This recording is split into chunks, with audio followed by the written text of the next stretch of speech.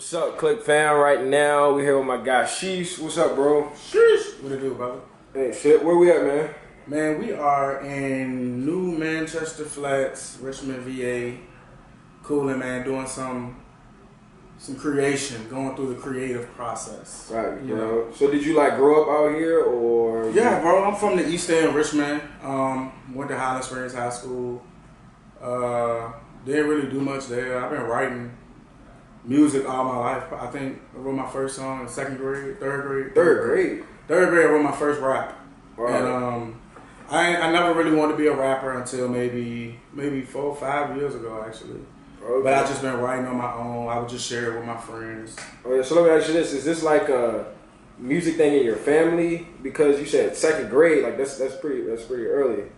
Nah, bro. I got 3 beautiful young sisters, and I was the only boy, so I was by myself.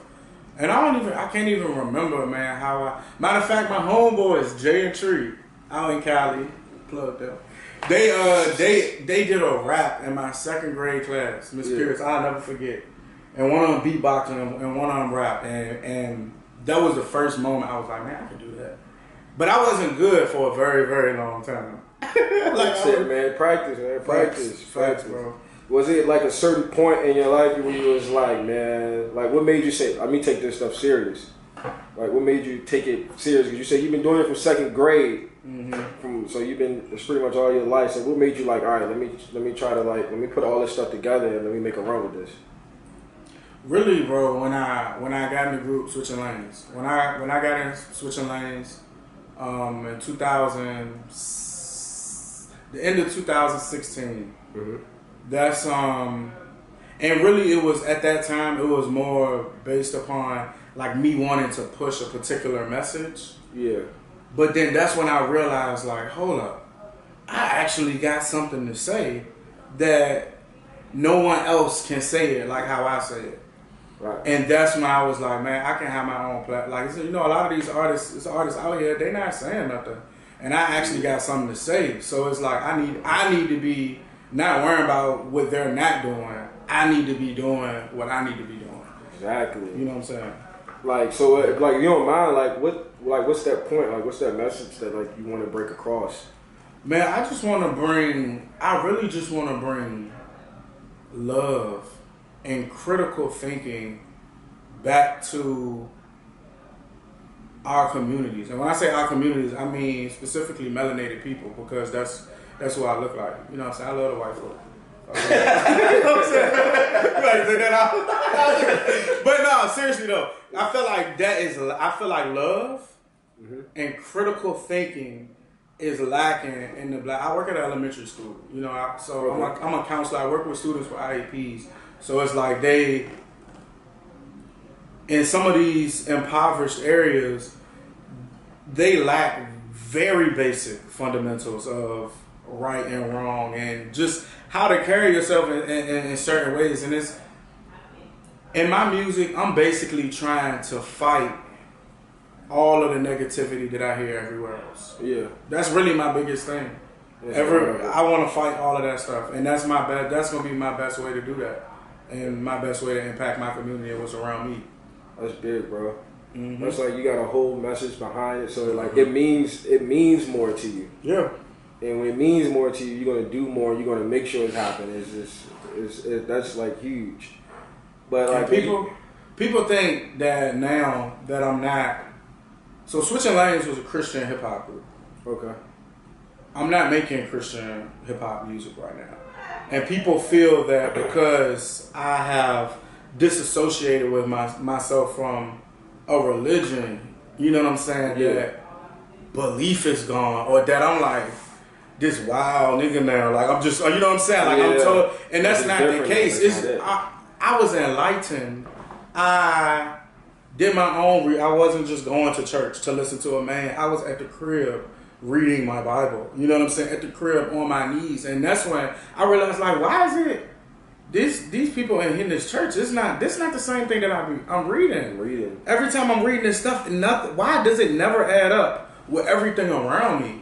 You know what I'm saying? Hours on that subject right there. That specific subject, we can talk hours, man. I've been in arguments with people about that. It's like I believe personally, I believe in God, like me personally, but it's like that church system and just it's a system. Yeah, it went from a culture thing to a religious thing.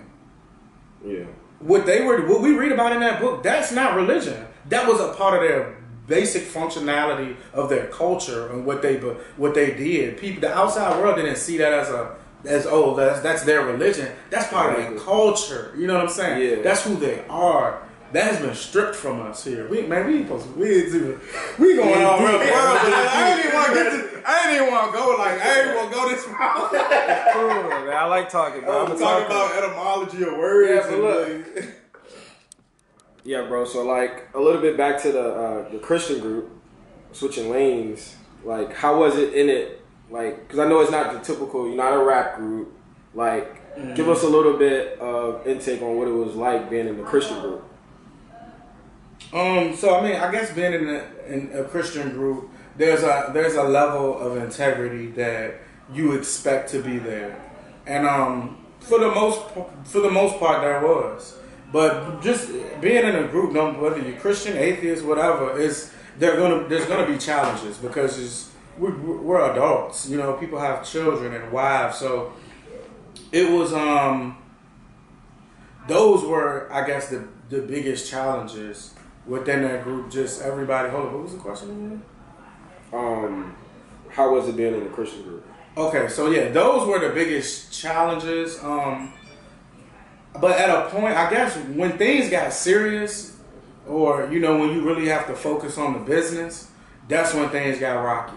At first, it was fun. It was just loving. Hey, we want to spread this message about Jesus, and you know what I'm saying. It was good. We was making fire music. Music was fire. Like people, the hood, like the response we was getting back, because we not no cookie cutter dudes. We was talking about our real life situations and things that we go through.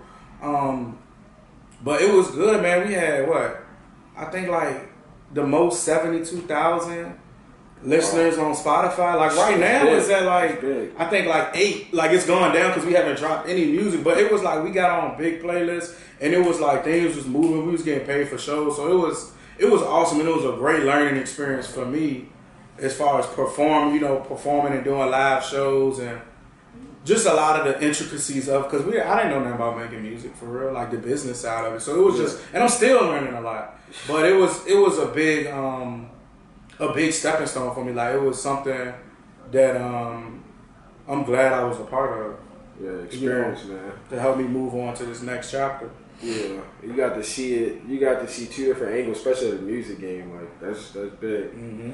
So like, what's next for you though, bro? Like, what's your plans for the summer? What you got in store for us? Man, right now I plan on dropping some singles. I'm gonna focus on that. I want to do at least three hard push singles, video and all that before the year over. I got a good situation, with some people that could possibly make some great things happen for me. I don't want to speak too much on it because I don't know where it's gonna go. You know what I'm saying? But it's in the air, bro. It's like something like this don't even have nothing to do with music. And I was just telling Pilot, it's something in the air, bro, about entrepreneurship and just business.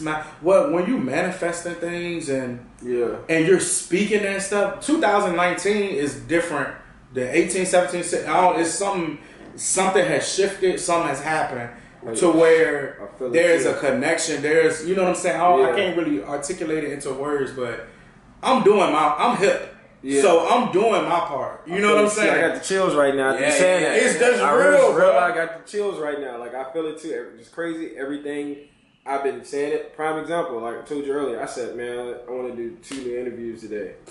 I'm walking up the steps. Next thing you know, I see Pun. And next thing you know, like, oh, it's not right here. I get back into the crib. I'm like, oh shit, 2 interviews right here that I just asked for, and that's like wow. That's like every kind of thing been like this year. I've been asking for stuff, and it's coming in weird ways. Yeah. It don't come in sometimes how you expect it, but it's coming. So it's like, I don't even want to start on that one. Yeah, it's crazy, man. That's how my year been. I'm telling you. Just it's like I've been putting in work. I don't want you to make it think like I ain't putting in no work, but stuff just been happening. It just been unfolding.